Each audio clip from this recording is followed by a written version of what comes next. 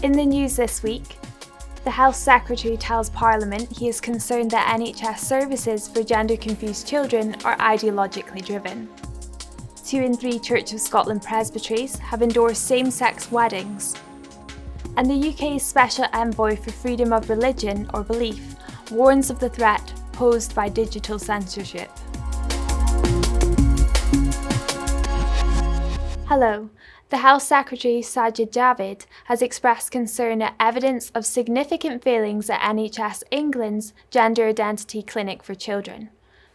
Responding to a question in Parliament, he said care at the Tavistock and Portman NHS Trust Gender Identity Development Service was too narrow, overly affirmative, and bordering on ideological. Mr. Javid is reported to be ready to launch an inquiry into its services, believing the clinic is failing children.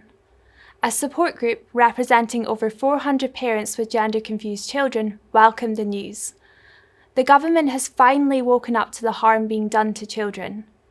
It called for the inquiry to be expanded to cover the education and charity sectors. Scottish Conservative spokeswoman for children and young people, Megan Gallagher, said Scotland should follow Javid's lead and launch a similar inquiry into services north of the border. The Church of Scotland could be set to approve same-sex weddings in its churches after a majority of presbyteries said they back the move. A final vote will take place at the General Assembly next month, after more than 2/3 of the 41 presbyteries indicated their support. If passed, ministers will be permitted to officiate at same-sex weddings, although a conscience clause means those who uphold biblical marriage will not be forced to participate. The Institute Scotland officer, Nigel Kenny, called it a very sad development in the life of the National Kirk. The Church of Scotland has committed itself to the Bible as its supreme authority in all matters of faith and practice. The Bible is crystal clear that true God-honouring marriage is only between one man and one woman.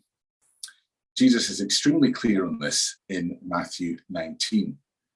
But it seems that the majority of the Kirk's presbyteries are more keen to take their cue from culture rather than Christ. While it may seem reassuring that the Kirk is promising freedom of conscience for those who hold to the biblical position, it's worth remembering that at the start of this process, the Kirk's Legal Questions Committee said that it could not future-proof any such legal protection. The Welsh Government has announced it will look into bringing in a ban on so-called conversion therapy unilaterally. In a statement, Deputy Minister for Social Partnership, Hannah Blythen, said the government is seeking legal advice to determine all the levers we have in Wales to end the practice of conversion therapy unilaterally, and would establish a dedicated campaign to educate people in Wales.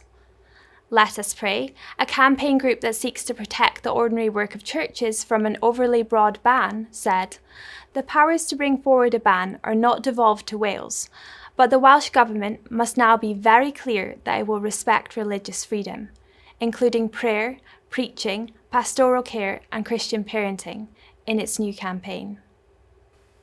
And finally, the UK's Special Envoy for Freedom of Religion or Belief has highlighted the importance of religious liberty to a stable and secure democratic society.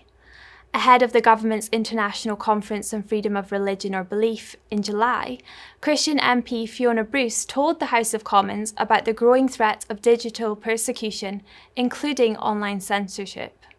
Millions of people each year around the world are increasingly having their freedom of religion or belief restricted, and to devastating impact.